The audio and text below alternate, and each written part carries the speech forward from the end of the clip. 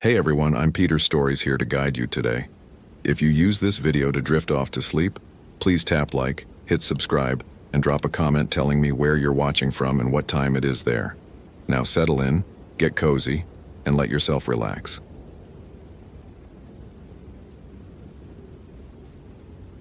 Benjamin Carter realized his daughter was missing at 4:47 p.m., when the October sun had already begun its descent behind the jagged peaks of Glacier National Park. The realization didn't come as a sudden shock, but as a creeping dread that had been building in his chest for the past 20 minutes. That peculiar parental instinct that something had shifted in the world, that the universe had tilted slightly off its axis. They had been hiking the Highline Trail, just the two of them, a father-daughter trip that Benjamin had promised Harper for months. His wife, Sarah, had stayed home in Kalispell, trusting him to keep their 8-year-old safe on what should have been an easy afternoon hike. The trail was well marked, popular even in late October, and Benjamin had hiked it a dozen times before. Harper had been walking just ahead of him, her pink backpack bouncing with each step, her voice carrying back to him as she sang some song from school. And then she wasn't there anymore. Benjamin stood frozen on the trail, his heart hammering against his ribs. "Harper!" His voice cracked as he called her name. "Harper, this isn't funny, honey." The wind carried his words away into the vast emptiness of the Montana wilderness. Around him, lodgepole pines stood like silent witnesses, their branches swaying in the cold breeze that smelled of coming snow. He jogged forward, scanning the trail ahead, then spun around and ran back the way they'd come, his hiking boots slipping on loose gravel. "Harper!" Nothing. Only the whisper of wind through the pines and the distant cry of a hawk circling overhead. Benjamin pulled out his cell phone with shaking hands. No signal. Of course there was no signal. They were miles from the trailhead, surrounded by wilderness in every direction. He checked his watch again. 4:51 p.m. It had been less than half an hour since he'd last seen her, but in this terrain, a child could disappear in seconds. A wrong turn, a hidden ravine, He forced himself to stop, to think rationally. He was a mechanical engineer, a problem solver. Panic helped no one. Harper was a smart kid. She knew to stay on the trail if she got separated. She had water in her backpack, a whistle on her jacket zipper. He had taught her what to do.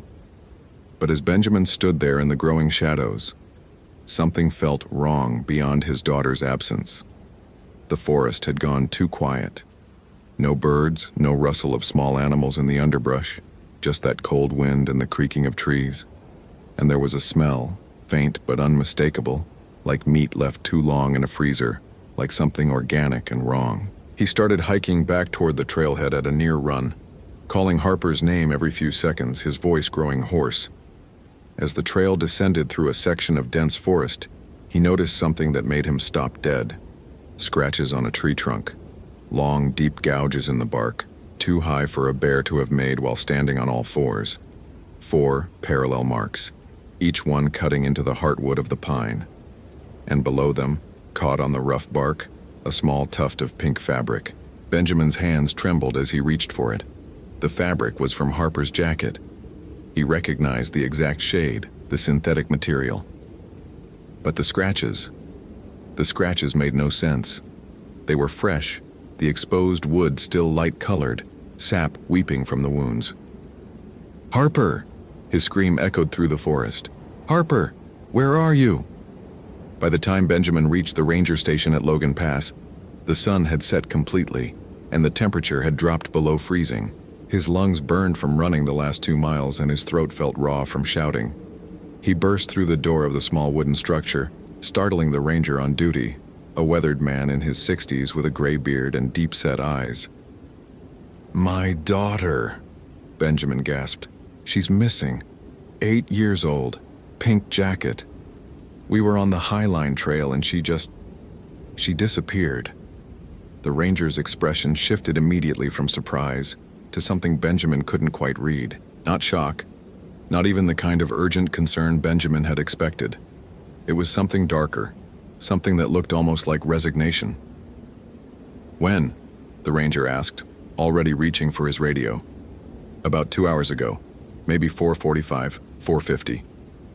The ranger, his name tag read Garrett Mills, clicked the radio and began calling for search and rescue, his voice steady and professional.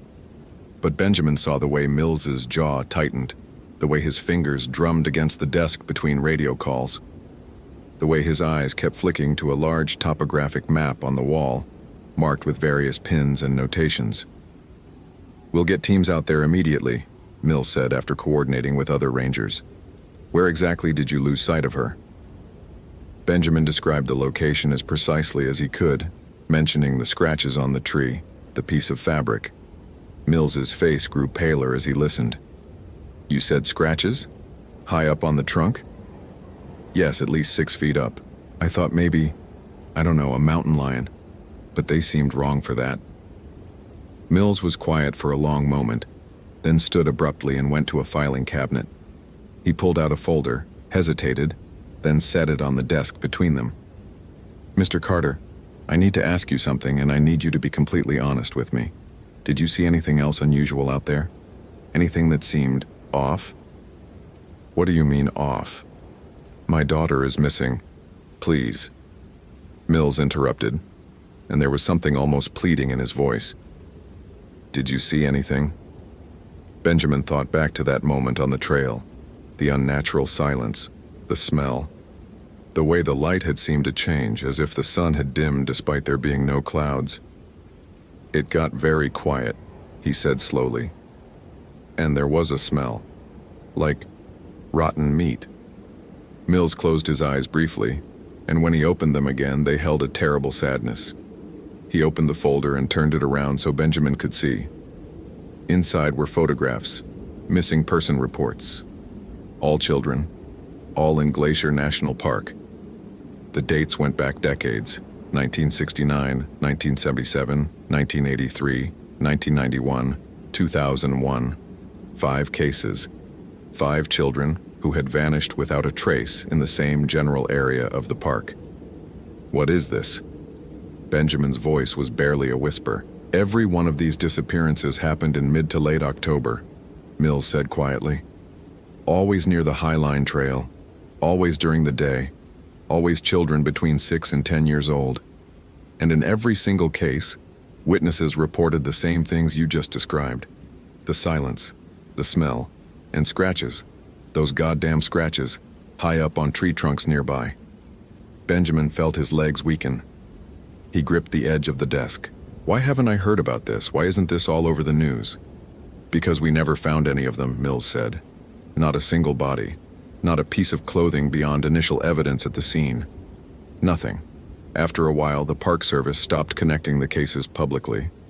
Easier to treat them as individual tragedies than admit we have a pattern we can't explain." He paused. "Or that we're too afraid to explain." "What are you talking about?" Mills pulled out another document. This one older, the paper yellowed with age. It was written in careful handwriting, dated 1957.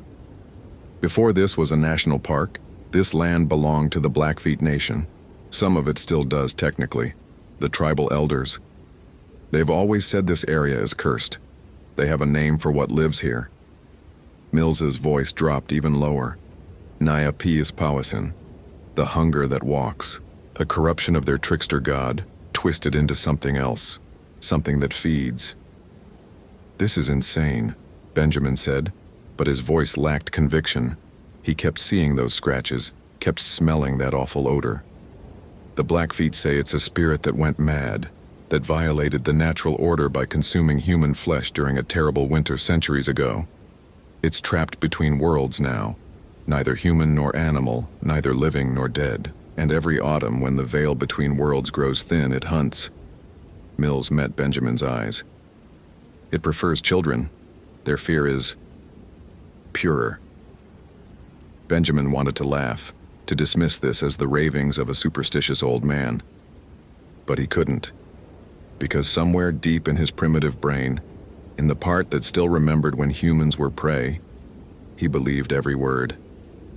"How do I get her back?" The question came out as a broken whisper. "Mr. Carter, how do I get my daughter back?" Mills flinched at the desperation in Benjamin's voice. For a long moment, the only sound was the ticking of the clock on the wall and the howl of wind outside. "The Blackfeet have stories," Mills finally said. "Old stories, about how their ancestors would sometimes venture into the spirit world to retrieve lost souls. But it required sacrifices, and most who tried never returned." "I don't care," Benjamin said immediately.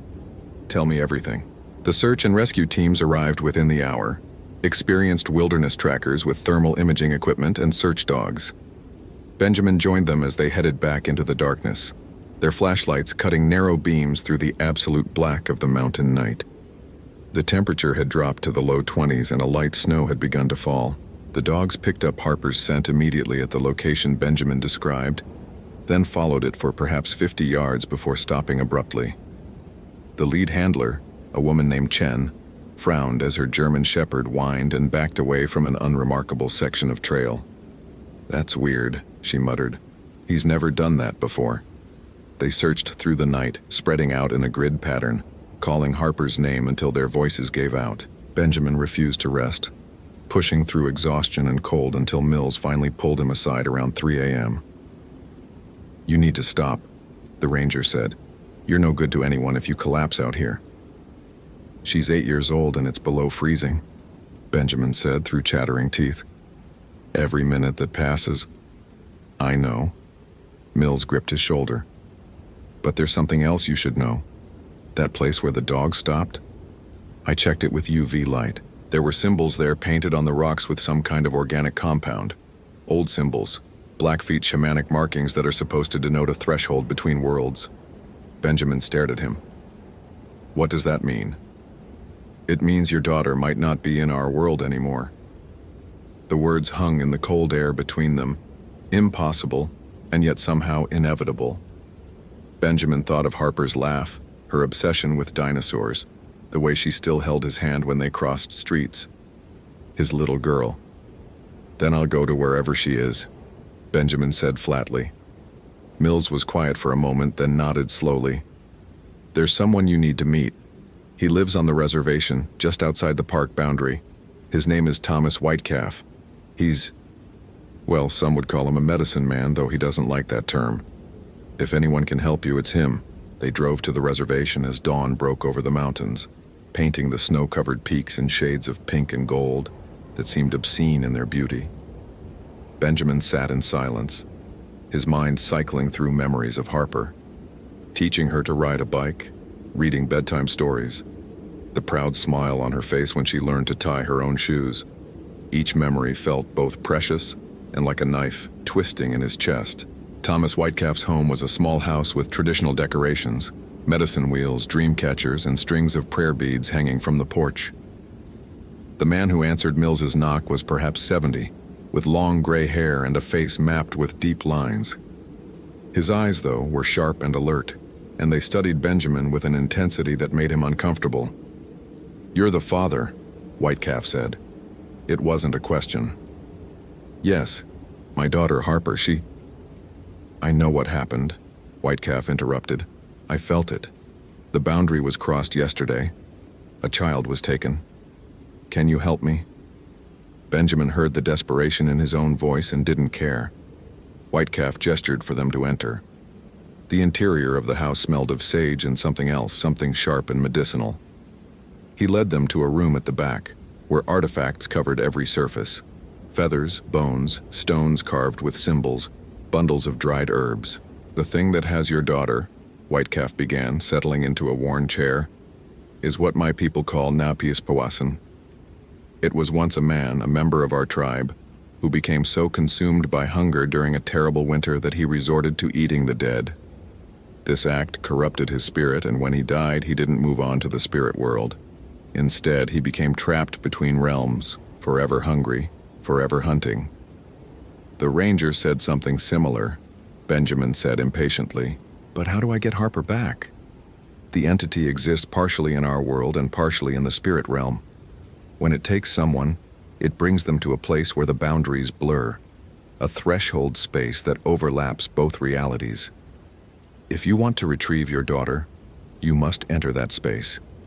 But understand, Mr. Carter, It's not meant for living humans. The spirit world is. It will try to keep you. And if Napis Pawasan becomes aware of your presence, it will hunt you too. I don't care. Tell me how. Whitecalf studied him for a long moment, then nodded. You'll need to perform a ritual. It will require your blood, and it will require you to fast and prepare your mind. And it must be done at the threshold, the place where your daughter was taken. How long will all this take? If we begin now, you can attempt the crossing tonight at midnight. That's when the veil is thinnest. Tonight, then, tell me what to do. The day passed in a haze of preparation. Whitecalf gave Benjamin instructions: what to eat, nothing after noon; what to carry, sage, tobacco, a knife; what to say, prayers in Pikuni that Benjamin practiced until his tongue felt clumsy and foreign. Mills stayed with them, making calls to the ongoing search effort, his face growing grimmer with each report of nothing found. Benjamin barely heard any of it. He was focused entirely on what lay ahead, on the impossible task of entering a world that shouldn't exist to find a daughter who might already be lost. As midnight approached, they returned to the trail. Mills drove them as far as the road would allow, then they hiked the final distance by flashlight, their breath forming clouds in the freezing air. The snow had stopped, but the temperature continued to drop, and everything was coated in a thin layer of white that glittered in their lights like crushed diamonds. At the threshold spot, the place where the dog had refused to continue, where Whitecalf's UV light had revealed ancient symbols, they stopped. Whitecalf set up a small circle of stones and built a fire using wood he'd brought. As flames began to lick at the kindling, he handed Benjamin a small knife with a bone handle. You must cut your palm, Whitecalf instructed. Let the blood fall on the threshold stones. Blood is the bridge between worlds. It carries life force, and life force is the key to crossing over. Then you must smoke the sage and speak the words I taught you. Keep your mind focused on your daughter. Your love for her is your anchor. Don't let go of it, no matter what you see or hear. Benjamin took the knife with steady hands. He was past fear now, past doubt. There was only purpose, only Harper. He drew the blade across his palm, feeling the sharp bite of pain and the immediate warmth of blood. He squeezed his fist, letting drops fall onto the symbols carved into the rocks. In the firelight, they seemed to shimmer, to writhe like living things. Whitecalf lit a bundle of sage, and Benjamin breathed deeply of the smoke, feeling it burn his lungs. He began to chant the words he'd learned, his voice low and rhythmic. Nitsitapi, Kitakiwa, Omaksipi, Kitakiwa, Naapis Oki Ai. The words felt strange in his mouth, ancient and powerful. As he spoke them, the world around him began to change. At first, it was subtle, a slight blurring at the edges of his vision, a sense that the forest had grown deeper somehow, more layered. Then, with a sensation like stepping through a membrane, everything shifted. The fire was still there, but now it burned with colors Benjamin had no names for, hues that hurt to look at directly. The trees had multiplied, existed in multiple states at once, their branches reaching into dimensions his eyes couldn't quite process. And the stars had gone wrong. They weren't in fixed positions anymore, but seemed to swirl and pulse, forming patterns that whispered secrets at the edge of comprehension. He turned to look for Mills and Whitecalf, but they were gone. Or no, not gone. He could see them, but they were frozen, existing in a single moment while he had somehow stepped outside of time's normal flow. They looked like statues made of flesh, their faces locked mid-expression. Harper, Benjamin whispered, and his voice echoed strangely, bouncing back from angles that shouldn't exist. He started walking into the forest, following an instinct he couldn't explain. The ground beneath his feet felt solid and insubstantial at the same time, as if he were walking on the surface of water. The trees around him whispered in voices that might have been wind or might have been the murmuring of countless lost souls. After what might have been minutes or hours, time had no meaning in this place. Benjamin heard it, a sound that made every hair on his body stand on end, a wet, rasping breath, and then a whisper, carrying from somewhere ahead. Papa. Harper's voice. But wrong, stretched thin, as if the word were being pulled from her by force. "I'm coming, baby," Benjamin shouted, and he began to run. The forest twisted around him, paths appearing and disappearing, reality folding in on itself. He saw things in the spaces between trees, shapes that defied geometry, entities that watched with too many eyes or no eyes at all. They reached for him with appendages made of shadow and bone, but Benjamin pushed through, his mind fixed on Harper, on his love for her, on his desperate need to hold her again. And then he saw it. The thing stood in a clearing that shouldn't exist, in a space where multiple versions of the forest overlapped like shuffled photographs. It was tall, impossibly tall, with limbs that bent at wrong angles, and a torso that seemed to shift between human and animal. Its skull was elongated, covered in matted fur and exposed bone, with antlers that branched into the sky like leafless trees. But worst of all were its eyes, human eyes, filled with such profound hunger that Benjamin felt his sanity threaten to crack just from meeting its gaze. And there, huddled at its feet, was Harper. She was alive, but her eyes were glazed, unfocused, as if she were trapped in a waking dream. Her lips moved soundlessly, and Benjamin could see trails of tears frozen on her cheeks. The entity, Napis Pawasan, turned its massive head toward Benjamin. When it spoke, its voice came from everywhere and nowhere, a sound like wind through empty ribs. Another sacrifice, another soul to sustain. "Let her go," Benjamin said, his voice surprisingly steady. "Take me instead." The entity tilted its head, and Benjamin realized with horror that it was amused. "You offer yourself? Foolish, father, you don't understand what you are. I'm her father. That's all I need to be." The entity laughed, a sound like branches breaking under ice. "Love. Such a sweet flavor. I've tasted it before. Always. Tastes best in fathers." And then it moved, faster than anything that size should be able to move. Benjamin threw himself forward, putting his body between the entity and Harper.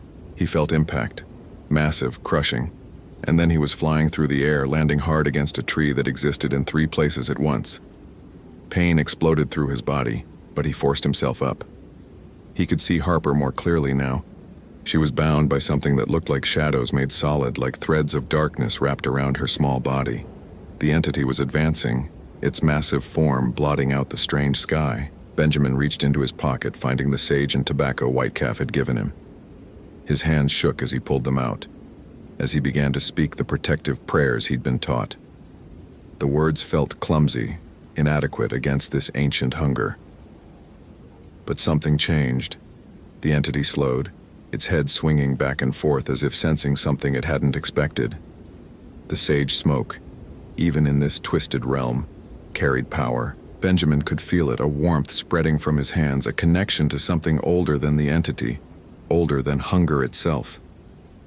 "You should not be here," the entity hissed, and for the first time Benjamin heard something other than predatory amusement in its voice. He heard concern, maybe even fear. "Neither should you," Benjamin said, and he moved forward, holding the burning sage like a weapon. "You were human once. You can be freed." "No!" The entity's roar shook the clearing. "I am eternal. I am hunger. I am necessary." But Benjamin could see it now. Beneath the horror, beneath the corruption, there was still something human in those eyes. A man who had made a terrible choice in a moment of desperation, who had been punished beyond measure, who had forgotten what it meant to be anything other than hunger. "You don't have to be," Benjamin said quietly.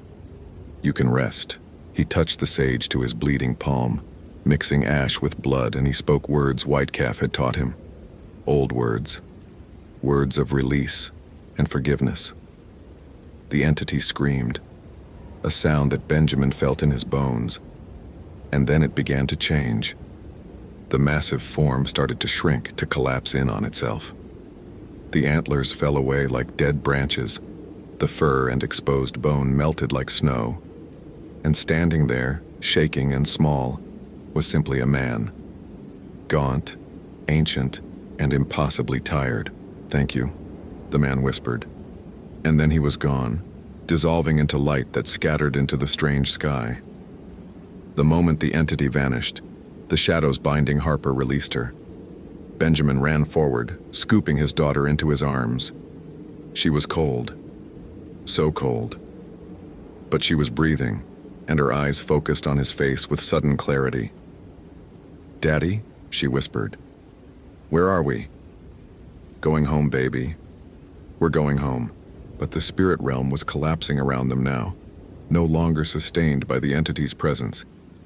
Benjamin clutched Harper to his chest and ran, following the pull of the living world, the tug of his own body waiting back at the threshold. Reality fractured and reformed, pressing in on all sides. He heard voices, Mills, Whitecalf, calling his name from impossibly far away. And then he felt it, that membrane again, separating worlds. He pushed through it with every ounce of strength he had left. Benjamin gasped, his body jerking as if he'd been shocked. He was lying on the ground next to the fire, Mills and Whitecalf leaning over him, their faces tight with concern. And in his arms, shivering but alive, was Harper. "Daddy," she sobbed, burying her face against his chest. There was a bad man, a hungry man. "I know, baby. I know, but he's gone now. He's finally at rest." Mills was on his radio immediately, calling for emergency services. Whitecalf simply nodded, satisfaction and relief clear on his weathered face. He began to gather his materials, putting out the fire with careful precision. As they waited for the rescue helicopter, as dawn began to break over the mountains for a second time, Benjamin held his daughter and felt the full weight of what had happened settle into his bones. Part of him still didn't believe it, couldn't believe it. But Harper was real and warm in his arms, and that was all that mattered. Later, much later, after Harper had been checked by doctors and declared miraculously healthy despite her ordeal, after statements had been given and reports filed, Mills pulled Benjamin aside. "The official report will say she wandered off trail and suffered from exposure-induced confusion," the ranger said quietly. "No one would believe the truth anyway." "The other children?" Benjamin asked. "The ones from before?" Mills shook his head. "Lost forever, I'm afraid. Without the entity to maintain that threshold space wherever they were, it's gone now." Benjamin felt a weight of sorrow for those families, for the closure they would never have. But he also felt a deeper truth, that sometimes the most important thing wasn't understanding everything, but simply saving the one life you could. As they drove away from Glacier National Park, Harper asleep in the back seat, Benjamin looked back at the mountains one last time. In the morning light, they looked beautiful and innocent, just another stunning landscape that tourists would photograph and hikers would explore. But Benjamin knew better now. He knew that the world was thinner than people imagined, that ancient hungers still walked the earth and that some borders were never meant to be crossed. He also knew that love, pure, desperate, paternal love, was sometimes strong enough to cross them anyway. 3 weeks later, Benjamin received a package in the mail. Inside was a small medicine pouch on a leather cord and a note in Whitecalf's careful handwriting. "For the child. Protection. What you did freed more than just one lost soul. The ancestors are grateful. Wear this always." Benjamin showed it to Harper, who was slowly readjusting to normal life, though she still had nightmares and refused to go into any forest. She took the pouch with curious fingers. "It's pretty," she said. "What's it for?" "To keep you safe," Benjamin told her, helping her put it on. "From the hungry things." Harper looked up at him with eyes that had seen too much for 8 years. "There's nothing that hungry anymore, Daddy. You made him stop being hungry. You saved him." And Benjamin realized she was right. He hadn't just rescued his daughter. He'd freed something that had been suffering for centuries, trapped in its own corruption and pain. In the end, the monster had been as much a victim as anyone. But late at night, when he couldn't sleep, Benjamin would still smell that awful scent of frozen meat and hear the wet rasp of hungry breath. He would remember the feeling of existing between worlds, of seeing reality's seams exposed, and he would get up to check on Harper, to watch her sleep peacefully in her bed, to remind himself that she was real and safe and home, because he knew now what lurked in the spaces between, and he knew that the veil between worlds was thinner than anyone wanted to believe, especially in October, when autumn stripped away summer's protections and winter's grip had not yet descended. Some hungers, Benjamin understood now, were eternal, but so too was a parent's love. And in the end, love had proven the stronger force. At least, for one child, for one father, for one night when the worlds had aligned and a desperate man had stepped beyond the boundary of reality itself to bring his daughter home. If this story gave you chills, which moment haunted you most? The entity's true nature, or Benjamin's journey between worlds?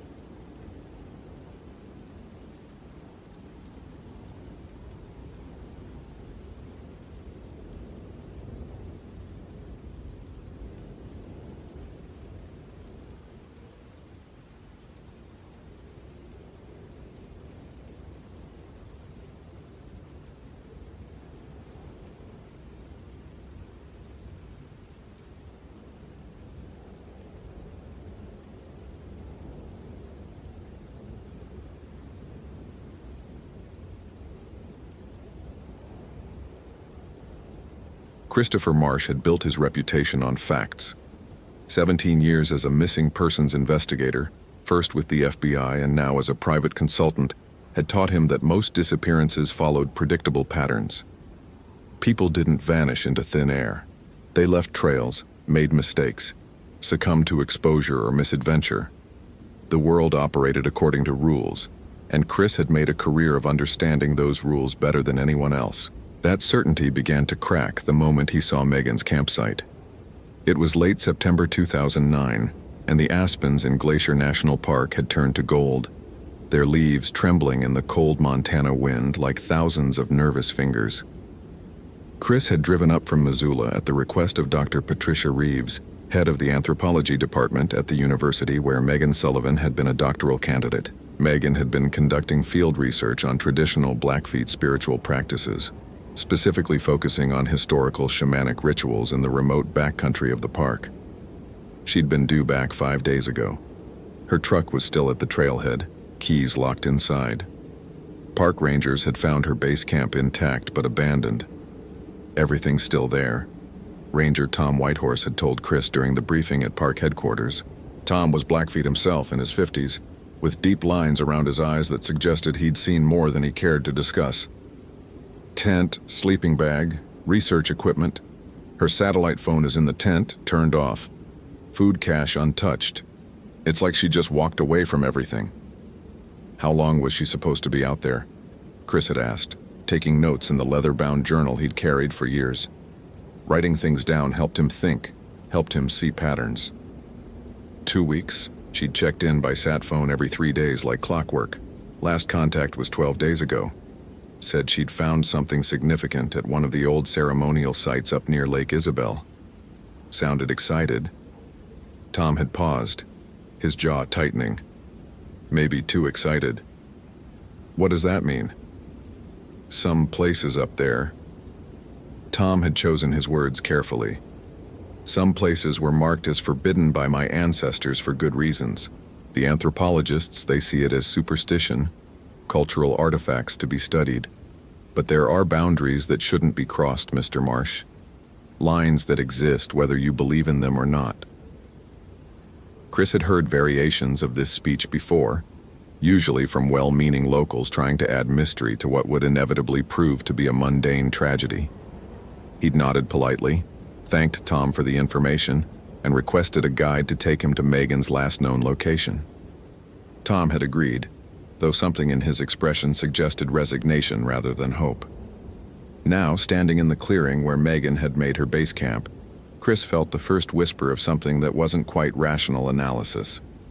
The site was exactly as Tom had described, meticulously organized with Megan's research materials carefully stored in waterproof containers, her camping gear arranged with the precision of someone who'd spent significant time in the backcountry. But there was something else, something that made the hair on the back of Chris's neck stand up in a way that annoyed him because he couldn't immediately explain it. The silence was wrong. Chris had been in wilderness areas across North America, and he knew the ambient sound of nature, wind through trees, bird calls, the rustle of small animals in the underbrush, the distant sound of water. Here there was only wind, and even that seemed muted, as though the air itself was holding its breath. No birds, no insects, nothing. You feel it too, Tom said quietly. It wasn't a question. I don't feel anything, Chris replied, more sharply than he'd intended. I'm observing an anomalous absence of wildlife, which could indicate a recent predator presence in the area. Bears, possibly a mountain lion. Right. Tom's tone suggested he didn't believe a word of it. Let me show you what we found. They walked to the far edge of the clearing, where Megan's tent was pitched beneath a cluster of ancient pines. Tom pulled back the entrance flap, and Chris ducked inside.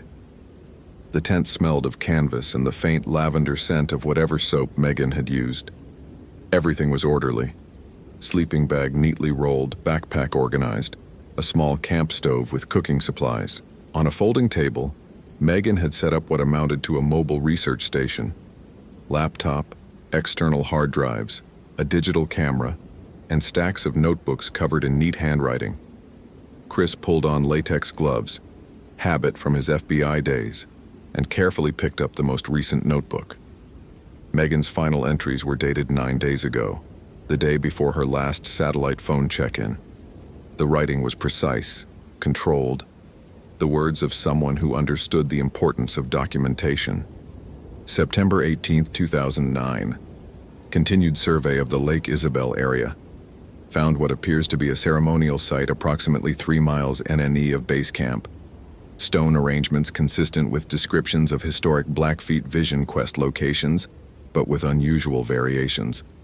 Multiple pictographs on rock face, including several symbols I haven't seen in any of the literature. Most disturbing, evidence of relatively recent activity.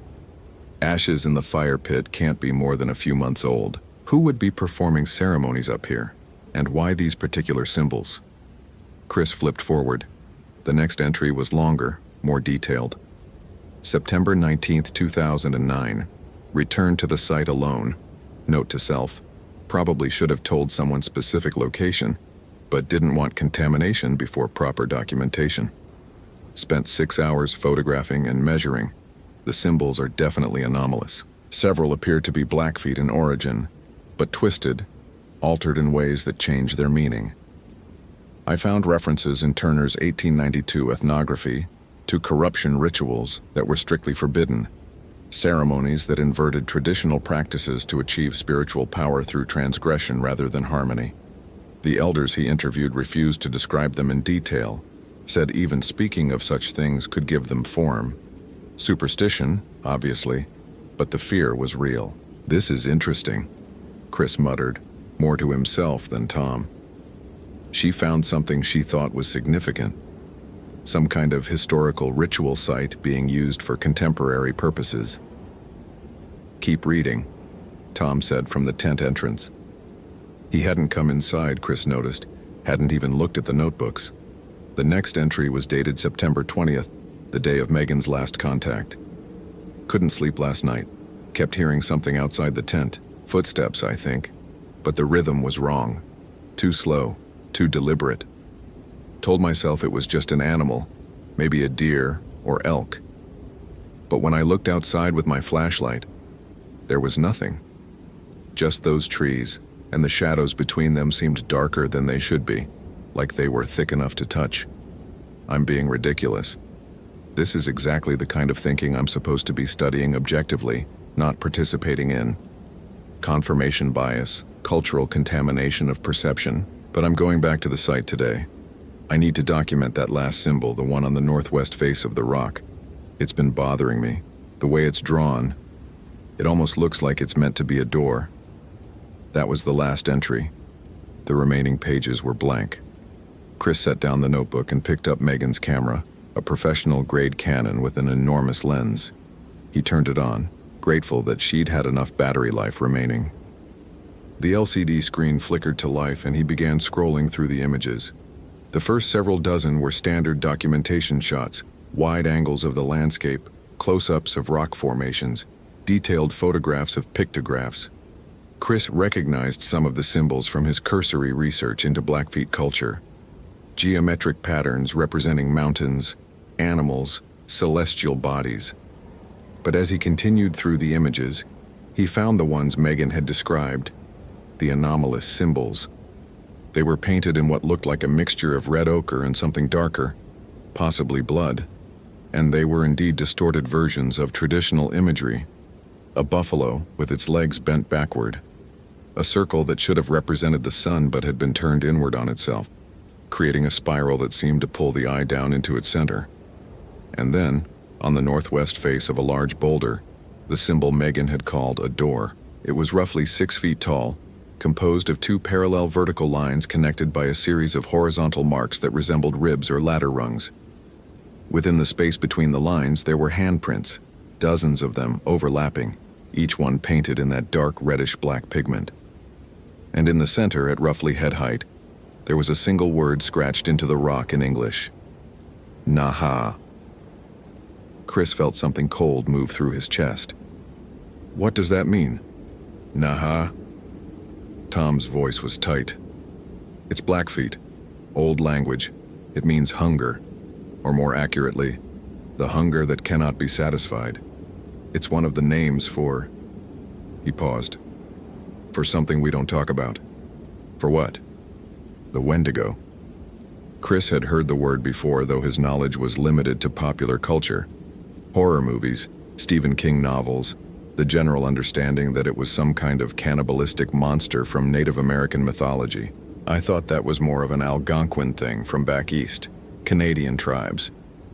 "The concept exists in many indigenous cultures," Tom said quietly. "Different names, similar warnings. Among my people, we have stories about those who violate the sacred prohibition against consuming human flesh. The act transforms them body and spirit. They become something else, something that can never be full, never satisfied. They hunger eternally."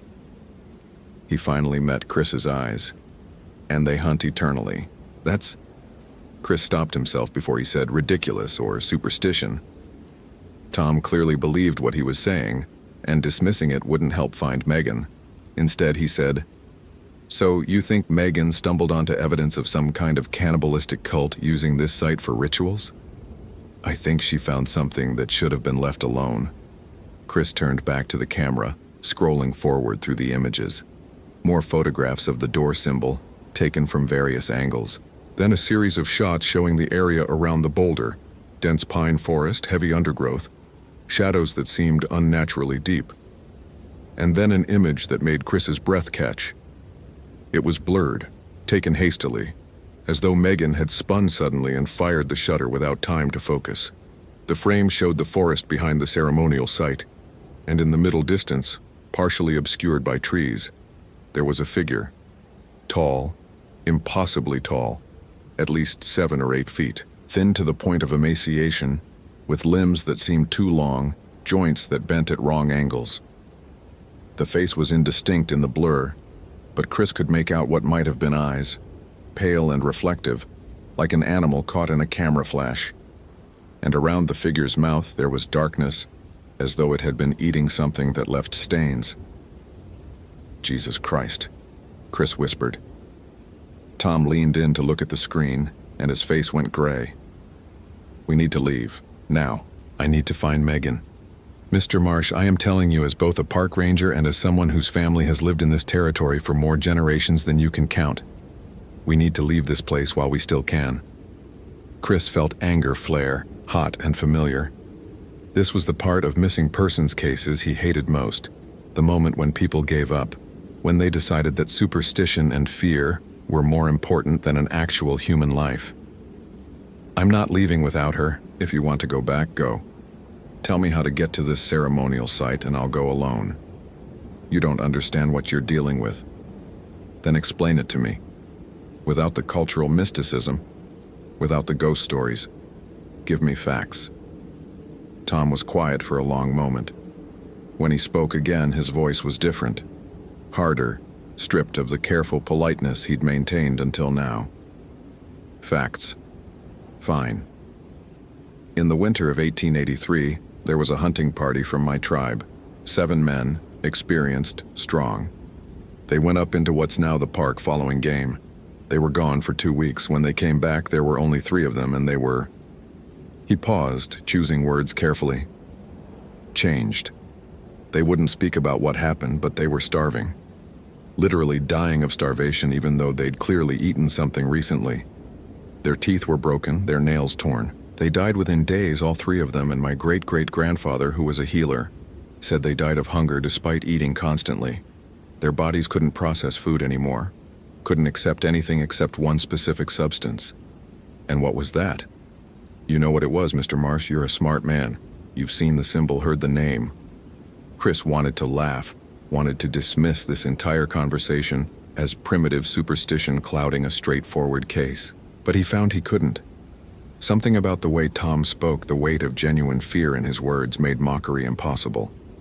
"Even if I accepted your story, which I don't, how does it help me find Megan? It doesn't. Because if the hunger that walks has taken her, she's already gone. And if she's not already gone, then she's being changed. Either way, going to that site won't save her. It'll just give it another victim. I don't believe in monsters. That doesn't matter. They believe in you." Chris stared at the ranger for a long moment, then carefully packed Megan's camera into his own backpack, along with her notebooks and laptop. "Give me directions to the site, please." Tom sighed, the sound of a man who'd known this was coming and had hoped to be wrong. 3 miles north-northeast. Follow the creek upstream until you reach a beaver dam, then cut east through the pines. You'll know the site when you see it. There's a clearing with a large boulder in the center about 12 feet high. The pictographs are on the north and west faces." He pulled a radio from his belt and handed it to Chris. "Take this. It's got a range of about 5 miles in these mountains. If you need help, real help, emergency extraction, you call me. And Mr. Marsh, if you see that thing from the photograph, if you see anything that doesn't look right, you run. You don't try to understand it, you don't try to communicate with it, you don't try to save anyone. You just run." "I'll keep that in mind," Chris said, though they both knew he wouldn't. Tom left the clearing without another word, and Chris found himself alone in the oppressive silence of Megan's abandoned camp. He spent another 20 minutes documenting the site, taking photographs, making notes, maintaining the methodical approach that had always served him well. But he couldn't shake the feeling that he was being watched, that something in the trees was observing him with patience and hunger. He shouldered his pack and set out north-northeast, following the creek. The hike should have taken an hour, maybe 90 minutes with the elevation gain. Chris was in good shape for 34, maintained a regular running schedule, and had plenty of backcountry experience. But something about the terrain felt wrong, as though the forest was deliberately obscuring the path, forcing him into detours and switchbacks that shouldn't have been necessary. The creek seemed to meander more than it should, doubling back on itself in ways that defied the topography. Twice, Chris found himself back at landmarks he'd already passed, despite being certain he'd been moving steadily forward. By the time he found the Beaver Dam, the sun was dropping toward the western peaks, and he'd been hiking for nearly 3 hours.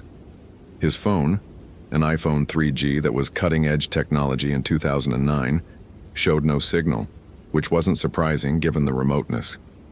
He'd brought a GPS unit as backup, but even that seemed confused, the satellite lock flickering in and out as though something was interfering with the signal. Chris turned east into the pines, and the temperature dropped noticeably. The trees here were older, thicker, their branches interlocking overhead to create a canopy so dense that the afternoon light barely penetrated. The forest floor was carpeted with decades of fallen needles, muffling his footsteps. And the silence, that oppressive, unnatural silence, was total. He found the clearing 15 minutes later, though he nearly walked past it. The trees seemed to close around it, making it almost invisible until he was practically standing at the edge. In the center, exactly as Tom had described, was the boulder, a massive granite monolith that looked like it had been dropped from the sky rather than weathered from the surrounding bedrock. The pictographs were visible even from a distance, dark stains against the gray stone. Chris approached slowly, every instinct screaming that this was wrong, that he should turn back. But those instincts weren't rational, and he refused to be ruled by irrational fear. Megan had been here. Megan had seen something important enough to risk her career on, and Megan was missing. Those were facts. Everything else was noise. The symbols were even more disturbing up close.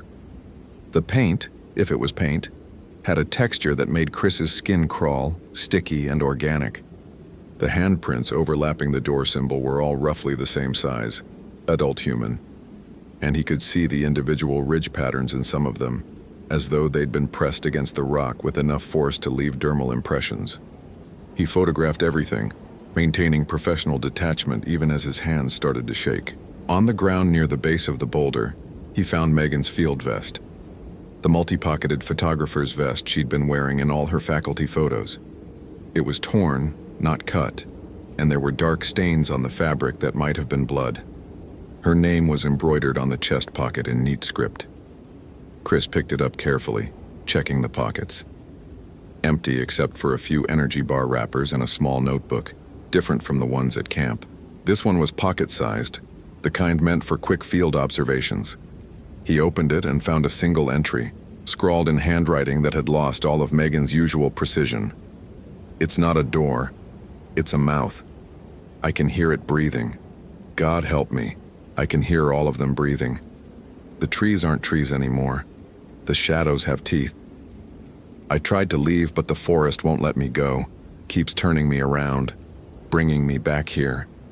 It wants me to go through. Wants me to feed the hunger.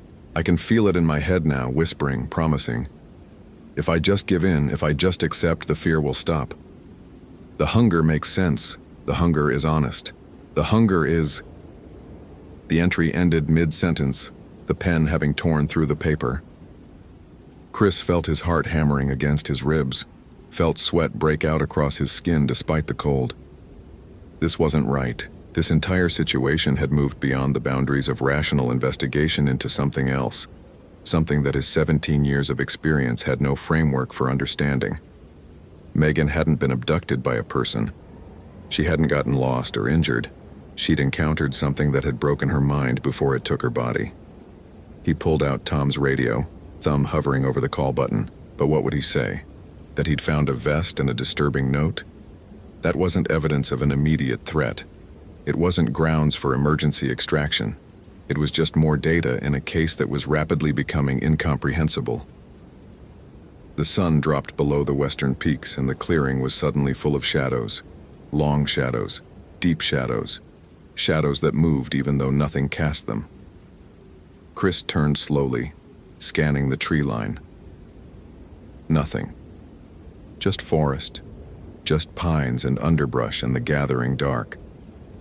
But his peripheral vision kept catching movement, things that vanished the moment he looked directly at them. And now that the sun was down, he could hear something, a sound so faint it might have been his imagination, but once he noticed it, he couldn't stop hearing it. Breathing. Not his own breathing, though his was rapid and shallow with adrenaline. This was slower, deeper. The sound of something large drawing air through a throat that shouldn't exist, and it was coming from multiple directions at once, as though he was surrounded by whatever was making the sound. The radio crackled, making Chris jump. Tom's voice came through, distorted by static. "Mr. Marsh, it's getting dark. What's your status?" Chris pressed the transmit button. "I'm at the site. Found some of Megan's gear. No sign of her, but..." He paused, unsure how to explain what he was experiencing. "Tom, is there any wildlife in this area that makes a sound like heavy breathing?" The static intensified, and for a moment, Chris thought he'd lost the signal. Then Tom's voice returned, tight with urgency. "Get out of there. Right now. Don't ask questions, don't investigate further. Just move. Head back the way you came, and don't stop for anything." "Tom, I need more information." "What am I?" "It's found you. It's hunting. Move now." The transmission cut off, replaced by pure static. Chris looked at the radio, then back at the clearing. The boulder seemed different now, larger somehow, its surface no longer reflecting the last of the twilight but absorbing it, becoming a well of darkness in the center of the space. And the symbols, the door, the handprints, they were glowing faintly, pulsing with a bioluminescent light that shouldn't exist. The breathing grew louder. Chris ran. He crashed through the underbrush, following what he thought was the path he'd taken into the clearing. But the forest had changed. Trees that should have been familiar landmarks were gone, replaced by different trees in different arrangements. The beaver dam was nowhere to be found. The creek had vanished. Everything was wrong, twisted, as though space itself had been rearranged while he'd been focused on the boulder. Behind him, something moved through the trees. Something large. He could hear branches breaking, could hear the wet, labored breathing, closer now. Much closer. "Don't look back," Chris told himself. "If you look back, you'll see it. And if you see it, it becomes real. This is panic. This is fear. This is your primate brain taking over rational thought. Keep moving, find a landmark, reorient. Standard wilderness survival." But his primate brain knew something his rational mind refused to accept. He was prey. For the first time in his adult life, Christopher Marsh was being hunted by something that existed higher on the food chain than he did. The trees opened suddenly into a different clearing, smaller than the one with the boulder. Chris stumbled to a stop, chest heaving, and found himself looking at something that made his analytical mind simply shut down. There were bones, hundreds of them. Thousands. They filled the clearing in cairns and arrangements, some obviously animal, deer, elk, bear, but others unmistakably human. Skulls were stacked like cordwood. Femurs had been driven into the ground to create a perimeter fence. And in the center, arranged in a rough circle, there were personal belongings. Backpacks, hiking boots, cameras, cell phones, a memorial to the missing. Chris recognized Megan's orange backpack immediately. He'd seen it in her faculty photo.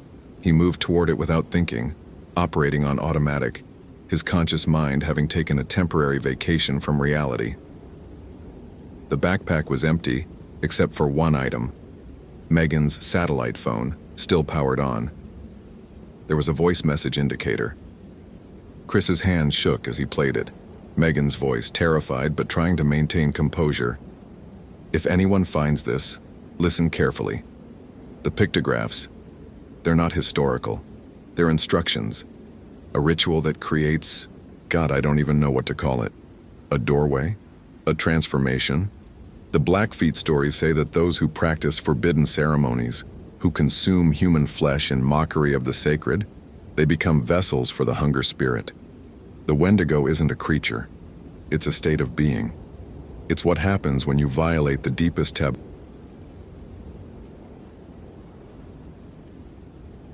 Olympic National Park, Washington State, October 2014.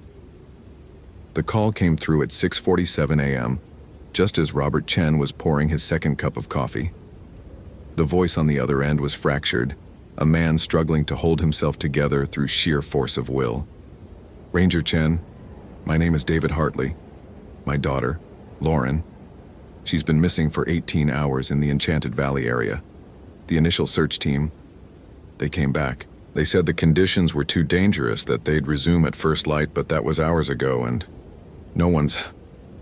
The voice cracked. Please. They gave me your name. They said if anyone could find her, it would be you.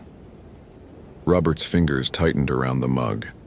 Through the window of his cabin, the dense canopy of the Hoh rainforest stretched endlessly, morning mist threading through the Sitka spruces like something alive. He knew exactly why they'd given Hartley his name, and he resented it.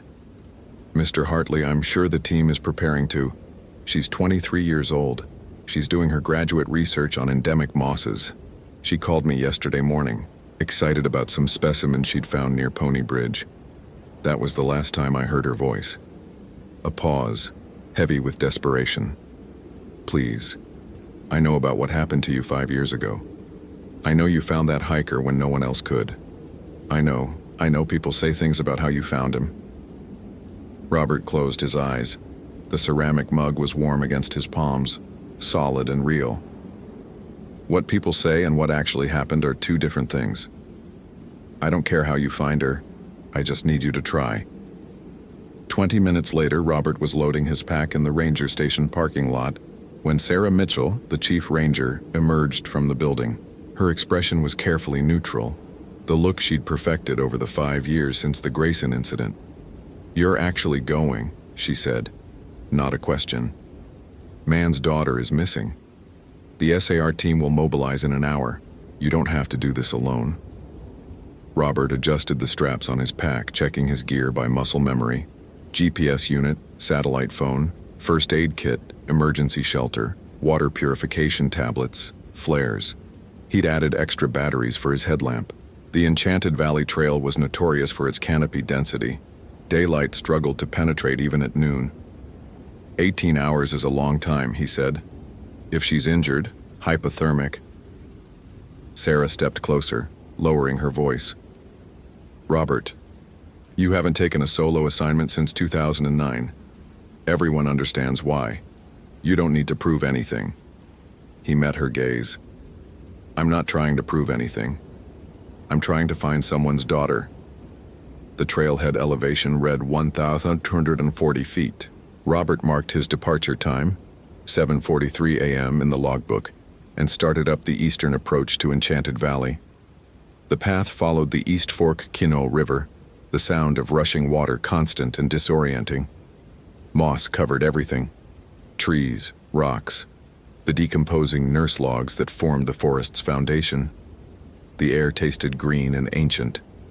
Lauren Hartley had last been seen by a group of backpackers near mile marker 8.2, approximately 4 miles from where the valley opened up. Robert maintained a steady pace, his eyes scanning for signs. Broken vegetation, disturbed soil, anything artificial in this overwhelmingly natural landscape. The GPS coordinates from Lauren's last cell signal put her near Pony Bridge, but signals were unreliable here. The valley walls acted like a funnel, distorting electromagnetic waves, creating phantom readings. At mile 6.3, Robert stopped. On the trail ahead, a scuff mark in the mud, fresh, from a hiking boot, size 7 or 8, consistent with a woman's footprint. He photographed it, marked the coordinates. Then he noticed something else. The ferns beside the trail were bent, as if someone had stepped off the path. He followed the disturbance 15 feet into the forest where he found a small clearing. In the center, Lauren Hartley's field notebook lay open, pages rippling in the breeze. Robert crouched beside it, careful not to touch. The last entry was dated yesterday, 2:15 p.m. Bryophyte samples collected from north-facing slope. Unusual concentration of Schistostega pinnata, goblin gold moss. Local folklore claims area is cursed, typical superstition around bioluminescent organisms. Need to return tomorrow for soil pH analysis. Below this, written in different ink and shakier handwriting, voices, voices, why are there voices? Robert's breath caught. He keyed his radio. Base, this is Chen. I've located evidence of the missing person at coordinates 47.7584 north, 123.4892 west. Field notebook recovered. Subject may be experiencing auditory disturbances. Continuing search heading northwest toward Valley proper. Static answered him. He adjusted the frequency, tried again. Nothing. He checked his watch, 9:17 a.m. He was only 6 miles in, he shouldn't be out of range yet. The satellite phone. He pulled it from his pack, powered it up. The screen flickered, displaying a weak signal, then died completely despite the full battery indicator he'd verified that morning. Robert stood slowly, scanning the forest. The mist had thickened, reducing visibility to perhaps 30 feet. The river's sound had changed pitch, or maybe he'd moved farther from it than he'd realized. He oriented himself by compass, northwest, toward the valley. He'd bushwhack if necessary. Lauren was close. She had to be. Lauren Hartley. His voice sounded flat, absorbed by the dense vegetation. This is Ranger Robert Chen. If you can hear me, make noise. Signal your position. He waited. The forest offered no response except the whisper of wind through the canopy and the distant murmur of water over stone. Then, Robert? He spun toward the sound. A woman's voice, clear and close, coming from deeper in the trees. Lauren? He moved toward it, pushing through sword ferns. Robert, I'm here. I can't find the trail. He stopped. Something was wrong. The voice was familiar, but it wasn't a stranger's voice. It was, Robert, please. It's so dark here. His hands were shaking.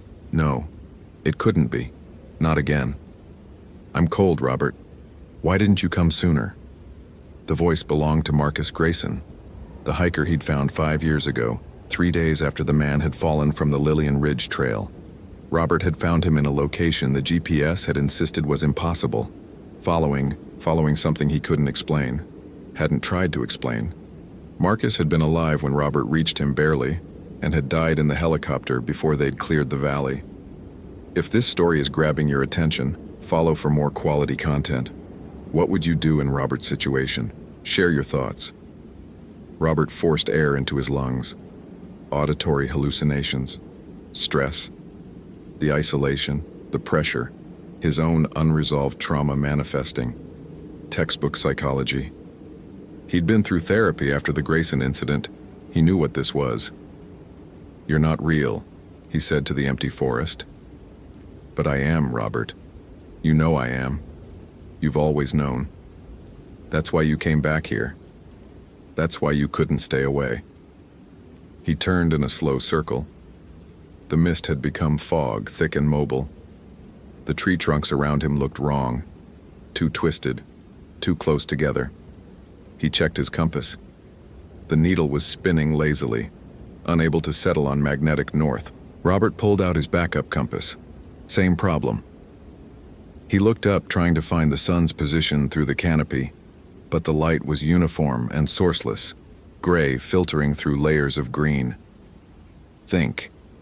He was 6.3 miles from the trailhead following the river. The river was his landmark. He just needed to find it again, reorient himself, continue the search properly. He moved in what he believed was south, toward the sound of water. After 50 feet, the sound seemed farther away. He corrected, moving east. The sound faded further. Robert. This time it was his mother's voice, speaking in Mandarin. She'd been dead for 12 years. Buyao wang leni da yin guo wo de shi. Don't forget what you promised me.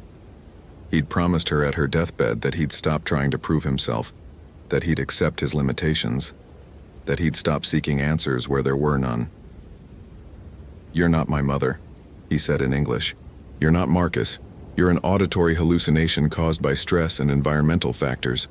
Your synapses misfiring in my temporal lobe. Laughter echoed through the trees. Not his mother's or Marcus's, but Lauren's. Young and bright and terrified. "Help me! Please, someone help me!" Robert ran toward it. Ferns whipped against his legs. Moss-covered logs appeared suddenly in the fog, forcing him to vault over them or dodge around them. His rational mind screamed that he was making everything worse, that he was getting more lost, but he couldn't stop. Lauren was real. She was out here, scared and alone, and he was the only one looking for her. He broke through into another clearing, chest heaving. In the center stood a western red cedar, easily 800 years old, its trunk 12 feet in diameter. Carved into the bark, 6 feet up, were words in a language he didn't recognize. Below them, in English, fresher cuts. The mist takes what it wants. At the tree's base, a pile of objects. A rusted compass, a water-stained map, a child's toy truck, a wedding ring, a cell phone. Modern, the screen shattered. Robert picked up the phone. No power. He tried anyway, pressing buttons uselessly. "You won't find her." Marcus's voice again, right behind him. Robert didn't turn around. "Why are you doing this?" "We're not doing anything. We're just here. We've always been here. The valley remembers everything it takes. Every lost hiker, every ranger who came looking. It remembers you, Robert. It's been waiting for you to come back." "Lauren Hartley," Robert said clearly, "is a real person who needs real help. Not a ghost story. Not local folklore." "Is that what you tell yourself?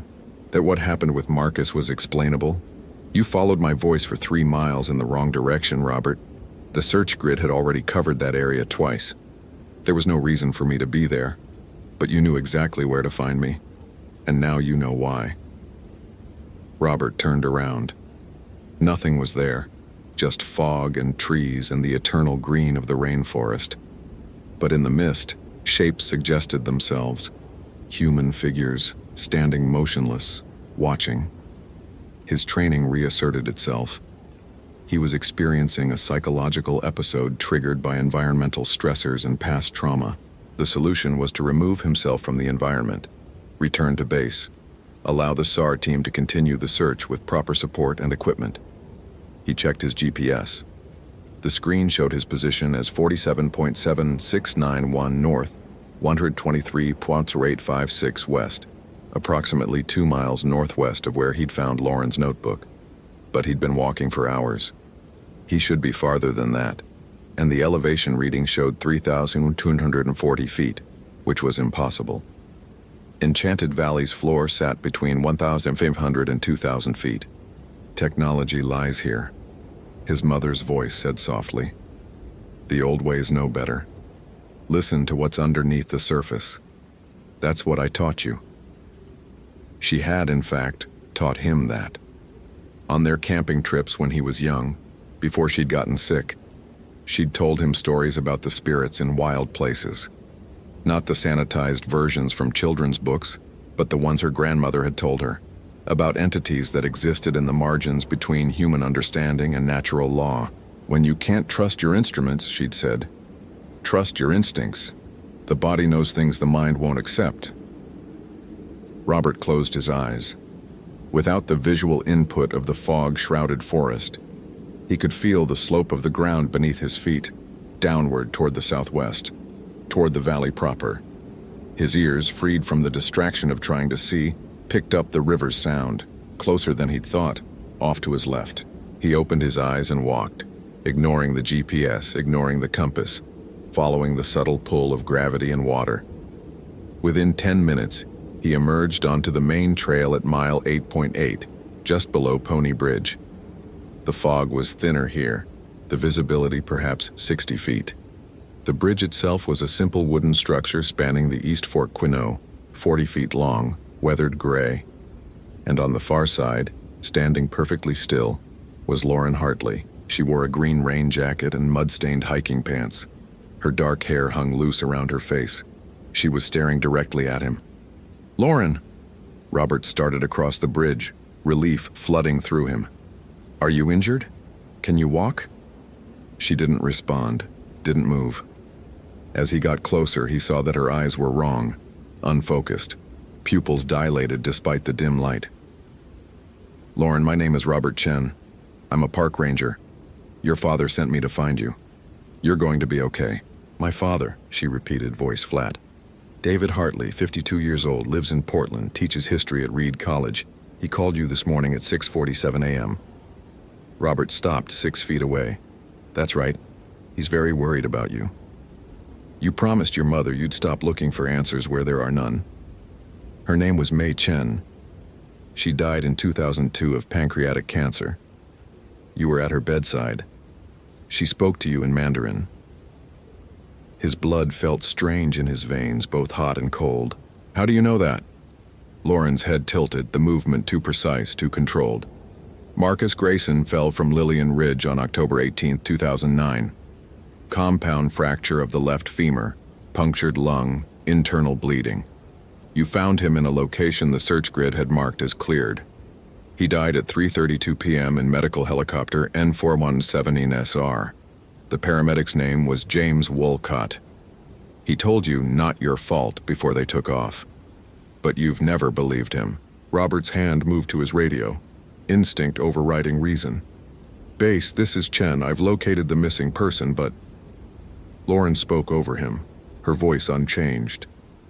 Your radio hasn't worked since you entered the forest. Your satellite phone's battery drained despite being fully charged.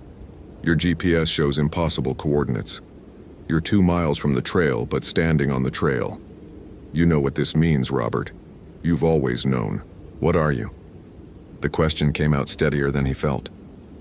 We're the space between breaths, the moment before sleep, the answer to questions you've stopped asking. Lauren's face remained expressionless. Lauren Hartley stepped off the trail 22 hours ago, following her father's voice. She heard him calling for help. She ran to him. She's been running ever since. Where is she? The real Lauren? She's here. She's always been here. Just like you've always been here, Robert, ever since that day with Marcus. You left something behind in this forest, and it's been pulling you back ever since. Robert forced himself to breathe evenly, to think. In his pack, emergency flares, a first aid kit, water purification tablets. Nothing that would help against whatever this was, entity, hallucination, manifestation of his breaking mind. But there was something else. His grandmother's jade pendant, the one his mother had given him before she died. He'd carried it for years, then stopped after Marcus, embarrassed by the superstition. He'd added it back to his gear last week, on impulse he hadn't examined. He reached into his jacket's inner pocket. The jade was warm, almost hot. Lauren, or what wore Lauren's face, took a step back. That won't change anything. We're already part of you. Maybe, Robert said. But I'm not part of you. He pulled out the pendant. In the dim light filtering through the canopy, the jade seemed to glow faintly green. His mother had told him jade protected against evil spirits. But more importantly, it helped the wearer see clearly. See what was real versus what was presented. He looked at Lauren through the jade's translucent surface. The thing standing before him was still Lauren, but it was also not Lauren.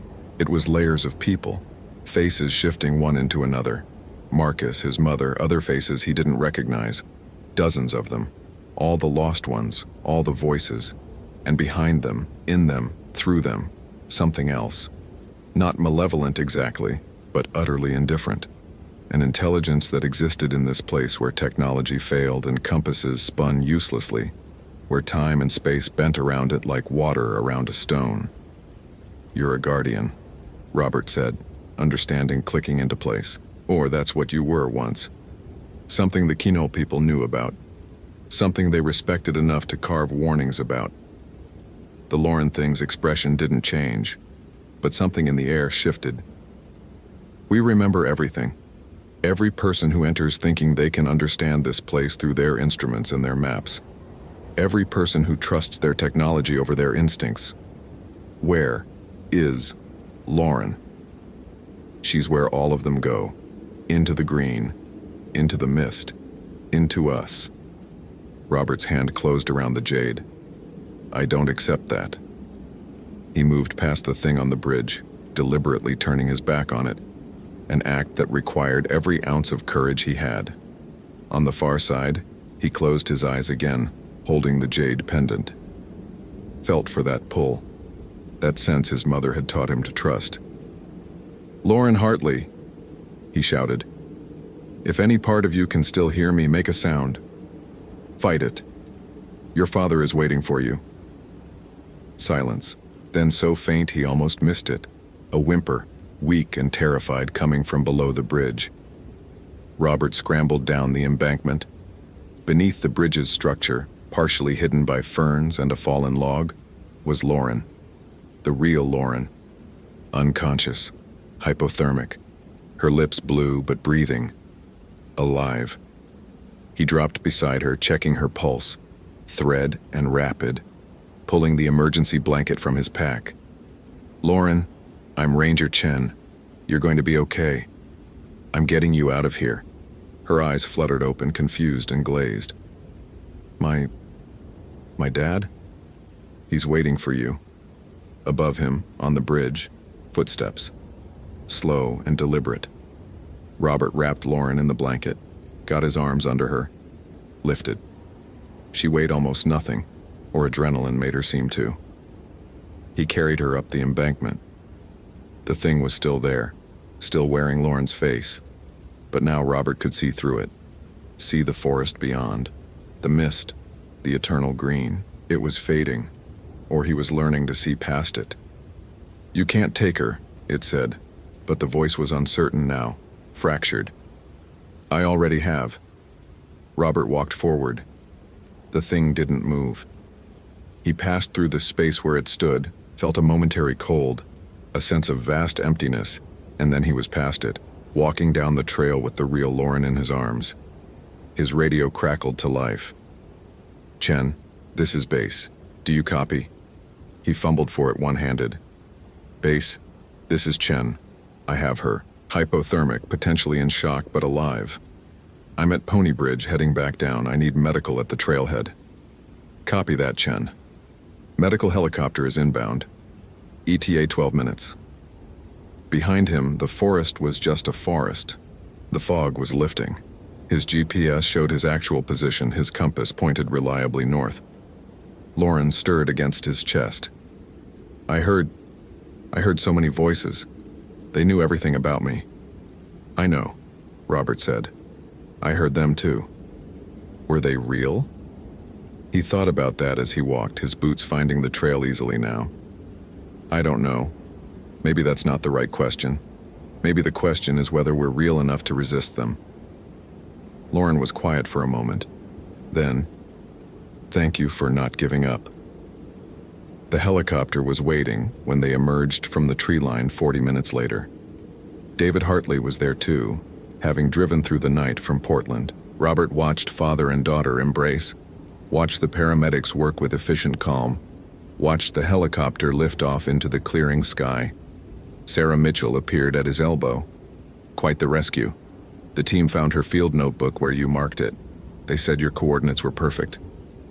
"Just followed the evidence," Robert said. Her father said she was talking about voices, about the forest playing tricks on her. Classical hypothermia symptoms, confusion, auditory hallucinations. Sarah looked at him carefully. "Did you experience anything unusual out there?" Robert thought about the jade pendant still warm in his pocket, about the thing on the bridge, about Marcus Grayson and his mother and all the lost voices. "No," he said. "Nothing unusual. Just another day in the Olympic National Forest." But that night, alone in his cabin, he pulled out his old journals, found the entry from 5 years ago, from the day after he'd found Marcus Grayson, the entry he'd never shown anyone, never spoken about. "I followed his voice to a place the search grid had already cleared, but I knew he was there. How did I know? What did I actually hear in that forest? And why do I still feel like part of me never left?" Below it, he wrote a new entry. "Found Lauren Hartley today. Heard the voices again. This time I understood what they were. The forest's memory, its way of testing those who enter. Not evil, not benign, just present, ancient, real in a way that doesn't fit our definitions. I'm not leaving this job. I'm not running from it anymore. Because someone has to stand between what's out there and the people who don't understand it. Someone has to be able to hear the voices and still find the truth. Mom was right. Trust your instincts. The body knows things the mind won't accept. Tomorrow I start training the new rangers. I think I know what to teach them now. He closed the journal and looked out the window. The forest stretched endlessly into darkness, alive with mysteries that predated human understanding. Somewhere in that green expanse, the mist moved between the trees, patient and eternal. Robert Chen was no longer afraid of it. He was ready. Thank you for reading to the end. If you enjoyed this narrative, consider following for more engaging stories. What's your interpretation of what Robert truly encountered in Olympic National Forest? I'd love to read your theories in the comments. Tentar novamente.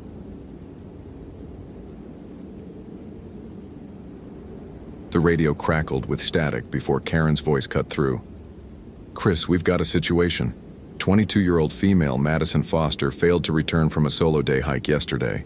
Last known position was the Wheeler Peak Trail. Family's getting anxious. Christopher Hayes adjusted his grip on the steering wheel as his truck climbed the winding road into Great Basin National Park. 38 years old, 15 years with search and rescue, and he'd heard variations of this same call hundreds of times. Solo hiker, inexperienced, probably twisted an ankle or got disoriented when the sun started setting. By noon, they'd find her dehydrated and embarrassed, sitting beside the trail. Copy that. ETA 20 minutes. Weather? Clear now, but there's a front moving in tonight. You'll want to find her before then. Chris had worked Great Basin cases before, though not as many as Yosemite or Yellowstone. The park was Nevada's best-kept secret. Ancient bristlecone pines, limestone caves, and enough isolation to make people disappear if they weren't careful. Most tourists stuck to the scenic drives. The serious hikers, the ones who ventured into the backcountry, those were the ones who sometimes needed him. He pulled into the trailhead parking lot just after 9. Madison's car sat alone near the information board, a dented blue Honda with California plates and a university parking sticker. Chris photographed the vehicle, noted the license plate, then checked the trail register. Madison's entry from yesterday morning was neat, methodical. Wheeler Peak Summit Solo, return by 6 p.m. The handwriting was confident, optimistic. The last entry before hers was dated 3 days earlier. Chris shouldered his pack and started up the trail. The morning sun filtered through the aspen groves, painting everything in shades of gold and shadow. His boots found their rhythm on the well-maintained path. This was the part of the job he'd always loved, the solitude, the logical progression from point A to point B, the satisfaction of solving a problem that was fundamentally mathematical. People got lost because they made poor decisions or encountered bad luck. Find the decision point, trace the logic, locate the person. Simple. The first anomaly appeared at mile marker 2. A cairn sat beside the trail, but it wasn't one of the official park markers.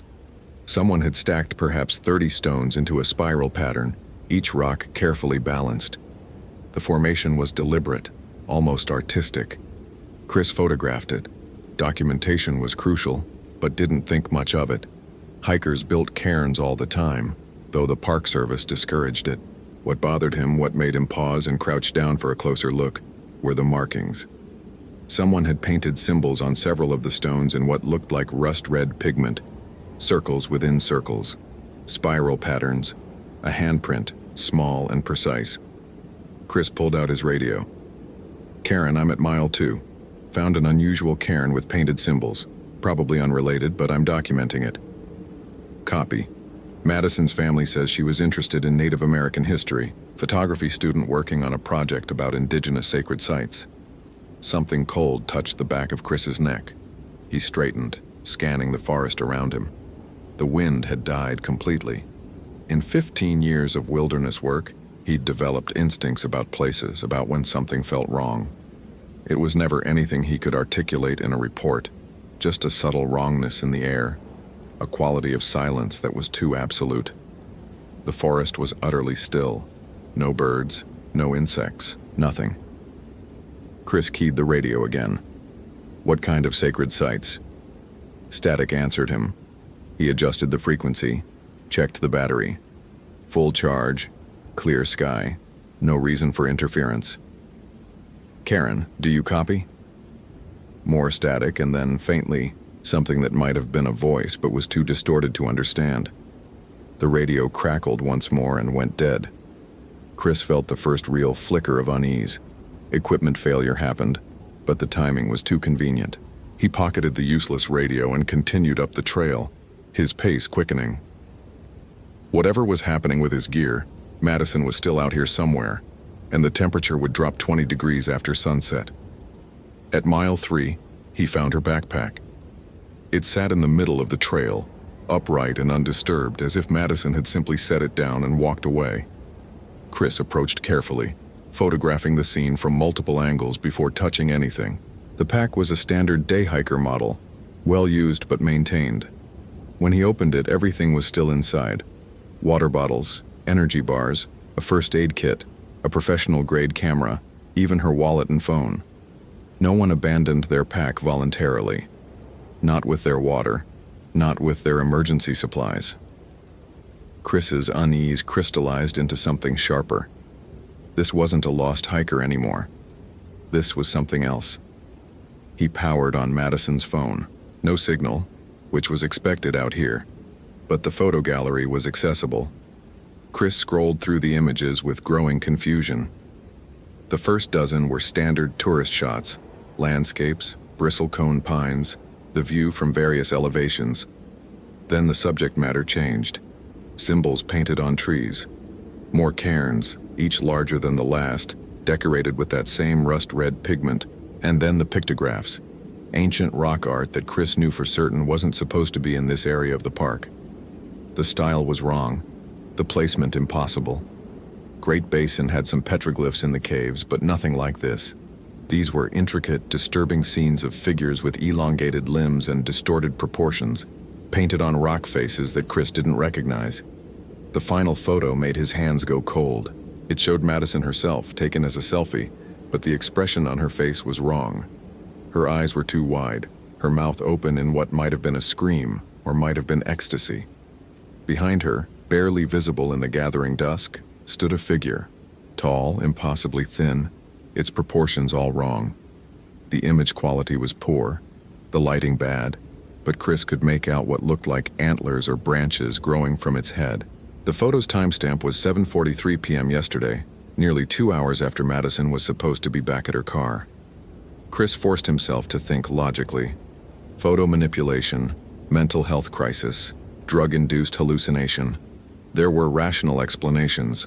There were always rational explanations. 15 years had taught him that wilderness emergencies, no matter how strange they seemed initially, always resolved into understandable cause and effect. People got hurt, got lost, got scared. They didn't get taken by things with antlers, but the forest was still absolutely silent. Chris marked the pack's location with his GPS and continued up the trail. The path was steeper now, switchbacking through increasingly sparse vegetation. He was above 9,000 feet, and his breath came harder in the thin air. The bristlecone pines here were ancient, twisted into impossible shapes by centuries of wind. Some were over 3,000 years old, the park's literature claimed. They'd been saplings when the Shoshone people first came to these mountains. The Shoshone. Karen had mentioned sacred sites. Chris didn't know much about indigenous history beyond what the Park Service pamphlets offered. He knew the Shoshone had lived in this region for thousands of years before white settlement. He knew they'd been forcibly relocated in the 1800s. He knew that some of the older rangers spoke quietly about certain areas of the park that were best left alone, though they never elaborated. He'd always dismissed that as superstition. At mile 5, the official trail ended. A small sign warned hikers that continuing beyond this point required a wilderness permit and appropriate equipment. Chris had both, but Madison hadn't registered for a backcountry permit. According to her trail register entry, she should have turned around here. A faint path continued beyond the sign, barely visible, probably created by deer or the occasional adventurous hiker. Chris examined the ground and found what he was looking for: a boot print, small, consistent with a woman's size 7. Madison's permit application, which he'd reviewed before starting out, listed her height as 5'4". The print matched. She'd gone off trail. Chris followed. The path wound through a grove of twisted pines that seemed to lean toward him, their branches forming a canopy that blocked most of the sunlight. The temperature dropped noticeably. That silence he'd noticed before had become oppressive, a physical presence that pressed against his eardrums. His footsteps seemed too loud, echoing strangely in the still air. Then he saw the first offering. It hung from a low branch, a small leather pouch decorated with beadwork and feathers. Chris stopped, recognition firing through his organized mind. This was a medicine bundle, a sacred object in Shoshone culture. He'd seen examples in museums, though never in the wild. This one looked old, the leather weathered and cracked. 10 feet further, another bundle, then another. Soon Chris was walking through a forest festooned with them, dozens hanging from branches at various heights. Some were ancient, others looked newer. Offerings left across decades, perhaps centuries. The path he was following led directly through them. This was a sacred site, an active one. Chris had enough cultural sensitivity training to know he shouldn't be here. The protocols were clear. Indigenous sacred sites were to be respected, protected. But Madison had come this way and she was still missing, and the sun would set in 6 hours. He pressed forward. The path opened into a clearing that shouldn't have existed. Chris's geological knowledge told him this was wrong. The elevation was too high, the terrain too rocky for such a space. Yet here it was, a perfect circle perhaps 50 yards across, ringed by those ancient bristlecone pines. The ground was bare stone, smooth and level, marked with more of those painted symbols. Spirals within spirals, concentric circles. And at the center, a formation of stones arranged in a pattern that made Chris's eyes hurt to follow. The cairn was massive, perhaps 8 feet tall, constructed with a precision that seemed impossible without modern equipment. Each stone fit perfectly against its neighbors, forming a spiral that drew the eye inexorably toward its apex. The structure was covered in that rust-red pigment, painted in elaborate designs that seemed to shift and move when Chris wasn't looking directly at them. And scattered around the base were more offerings. Not just medicine bundles now, but bones. Animal skulls arranged in careful patterns, bundles of dried sage and tobacco, clay vessels filled with something dark and viscous. This wasn't just a sacred site. This was an active shrine. Madison's boot prints led directly to the cairn. Chris approached carefully, his heart hammering despite his attempts at rationalization. Archaeological site, he told himself. Probably illegal for him to be here, but that didn't matter right now. Find Madison, get her out. Report the location to the proper authorities. Simple. Logical. The bones at the cairn's base were fresh. Chris crouched down, his training overriding his growing fear. Deer, probably. Maybe elk. The skulls were stripped clean, bleached by sun and time. But the way they were arranged, each one facing outward, each positioned with mathematical precision, suggested human intervention. Recent intervention. There was no moss, no lichen growth. These had been placed within the last few days. And among them, impossible to miss, was Madison's camera. The device was smashed, lens shattered, but Chris recognized it from the photos on her phone. It sat in front of the largest skull, positioned as carefully as everything else in this place, as if it too were an offering. Madison! Chris's shout echoed strangely in the clearing, the sound seeming to bend and distort. Madison Foster, can you hear me? Silence. That absolute crushing silence. Chris circled the cairn, looking for any sign of where Madison might have gone. The boot prints ended at the stone formation. He could track them clearly up to the cairn's base, but beyond that, nothing. She'd simply vanished, as if the stones had swallowed her. Rational explanations. Chris clung to them like a drowning man clutching driftwood. Madison had been here, had left her camera, had walked away. The ground beyond the cairn was too rocky to hold prints, that was all. She'd continued in some direction, probably disoriented, possibly injured. He needed to search the perimeter, establish a grid pattern, apply proper search and rescue protocols. The sun was directly overhead now, but the clearing seemed darker than it should be.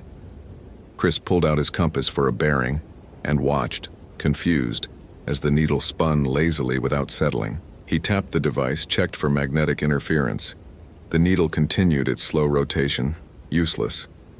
He tried his GPS unit next. The screen flickered, showed his location as the middle of the Pacific Ocean, then went dark. All his equipment was failing.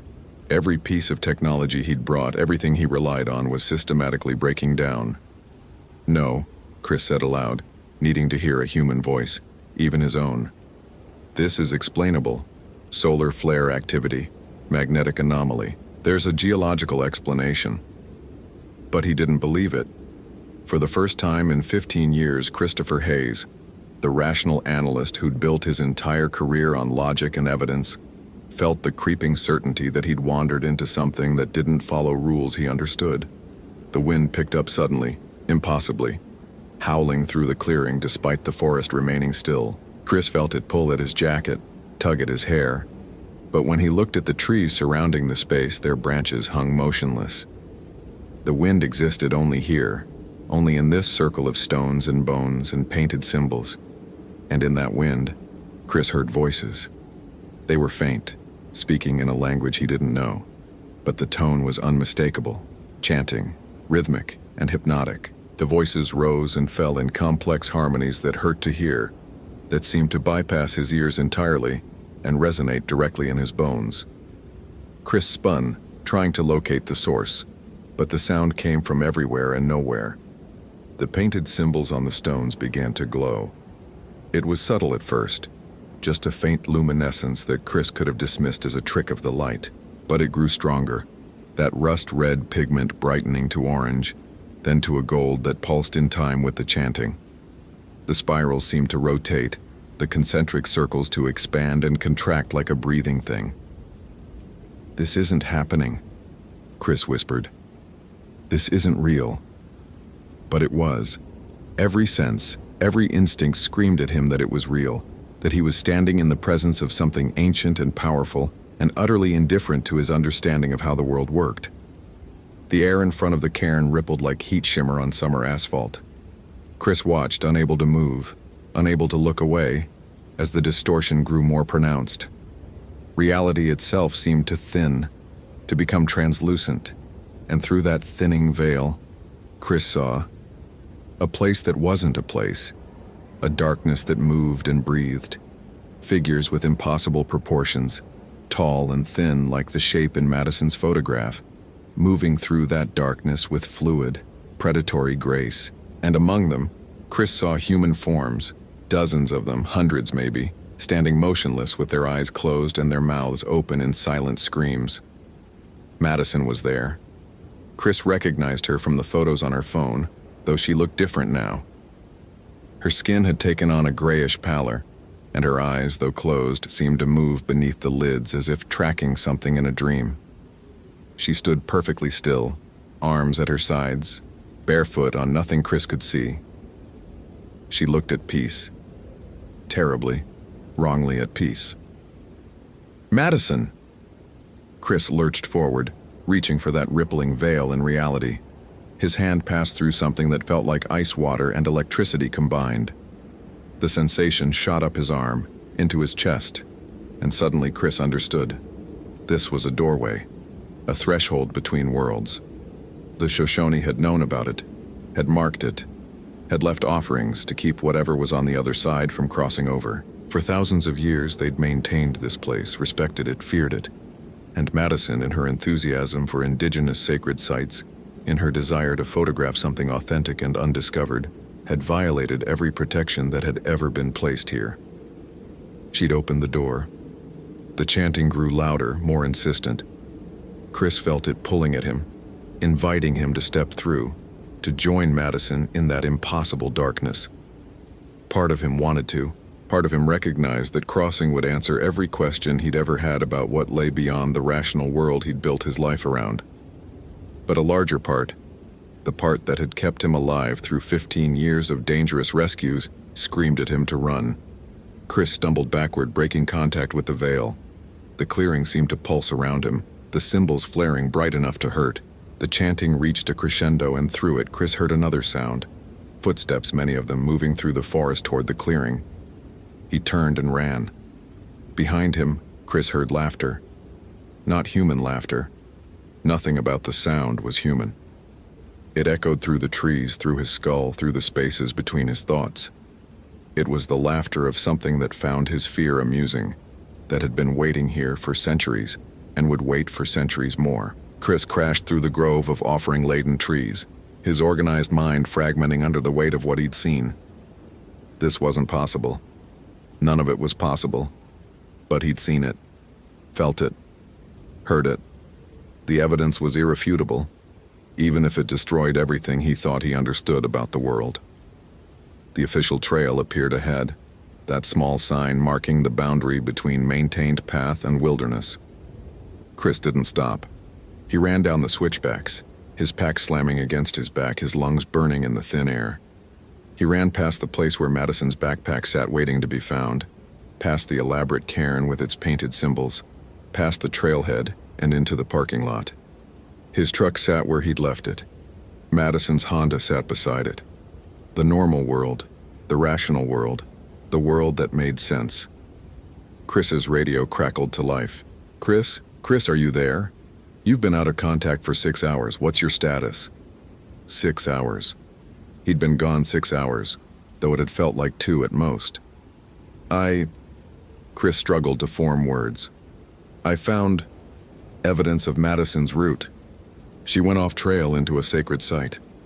Karen, we need to contact the Shoshone tribes. We need their elders. Chris, slow down. Are you injured? Did you find Madison? How could he explain? How could he put into a coherent report what he'd witnessed? Chris looked down at his hands and saw they were shaking. His rational mind, that careful, logical instrument he'd honed for decades, was still trying to process what his senses had experienced. No, he said finally. I didn't find her, but I know where she is. Where? Chris looked back at the trailhead, at the path that led up into those ancient mountains toward that clearing that shouldn't exist and the door that should never have been opened. Somewhere else, he whispered. The investigation that followed was extensive. Search teams combed the area for weeks. Madison's case made national news. Her family offered rewards. Theories proliferated. Abduction, animal attack, voluntary disappearance, murder. Chris was interviewed dozens of times. He told them about the backpack, the camera, the off-trail route. He marked the sacred site on maps, though when rangers returned to check, they found nothing but ordinary forest. The clearing had vanished, if it had ever truly existed. Chris didn't mention what he'd seen through that veil. He didn't describe the doorway or the figures moving in the darkness. Who would believe him? He hardly believed it himself, except during the nights when he lay awake and heard that chanting in his memory, felt that pull toward something vast and incomprehensible. He took a leave of absence from search and rescue, saw a therapist who diagnosed acute stress reaction. The rational part of his mind, the part he'd always trusted, told him to accept this explanation. Stress, altitude sickness, dehydration, all could cause hallucinations. What he'd experienced had been a mental break, nothing more. But Chris knew better. He'd spent 3 months researching Shoshone cosmology, reading everything he could find about their beliefs regarding the spirit world. The Numu, they called them. Spirit beings that existed in a realm parallel to the physical world. The Shoshone had always known there were places where the boundary between worlds grew thin, where offerings had to be made to keep the balance, to prevent those ancient spirits from reaching through. Madison's disappearance hadn't been the first. Chris found records going back over a century. Hikers and prospectors and rangers who'd vanished in Great Basin without a trace, all in the same general area, all during specific times of year when the veil, according to Shoshone calendars, was thinnest. The Park Service had cordoned off that section of Wheeler Peak Trail, citing unstable geological conditions. Chris knew it was a lie, knew that somewhere in the bureaucratic chain someone else understood what that place really was. They'd keep it closed, keep people away, maintain the fiction that it was just an ordinary patch of wilderness. But every year, during the equinoxes, Chris felt the pull. He'd wake from dreams of that clearing, of those symbols glowing in the darkness, of Madison standing peacefully among the stolen. The rational part of him, what remained of it, argued against returning. But the new understanding he'd gained, the certainty that the world was far stranger and more terrible than he'd ever imagined, whispered that maybe Madison was still there, still waiting, still standing in that impossible space between realities. If this story is giving you chills, follow for more quality terror. Could you survive in Chris's place? On the anniversary of Madison's disappearance, Chris drove back to Great Basin. He parked at the same trailhead, looked up at the mountains bathed in autumn sunlight. Rangers had found his information about the sacred site concerning enough to consult with tribal elders who'd performed ceremonies at the park boundary. They'd asked Chris to stay away, told him that some doors once noticed never truly closed for those who'd seen through them. He believed them, but he also knew that Madison Foster's family deserved answers, even if those answers existed outside the rational world he'd once inhabited, and deep down, in a place that 15 years of search and rescue had never touched. Chris understood that he needed to know if what he'd seen was real, or if his mind had simply shattered under the weight of an ordinary tragedy. The trail beckoned, the mountains waited, and somewhere in that ancient wilderness, where the boundary between worlds grew thin and the Numunu danced in the spaces between, a door remained open. Christopher Hayes, analyst and rationalist, shouldered his pack and began to climb. Behind him, a raven called out, once, twice, 3 times. In Shoshone belief, ravens were messengers between worlds, carriers of warnings from the spirits to the living. Chris didn't look back. He'd spent his entire life believing in evidence and cause and effect, in the supremacy of logic over superstition. That life was over. Whatever happened next, whatever he found in that clearing that shouldn't exist, he would finally have proof. One way or another, he would understand. The forest swallowed him whole. The raven called again. And in the shadows between the bristlecone pines, something ancient stirred and waited with infinite patience, as it had waited for thousands of years, as it would wait for thousands more. Some doors should never be opened. Chris had learned that too late. Now, walking back toward that threshold between worlds, he wondered if some doors, once opened, could ever truly be closed again. The mountain had no answer. Only silence, absolute and consuming, broken occasionally by the whisper of wind through ancient pines and the distant echo of chanting that might have been memory or might have been invitation. Hope you felt real chills.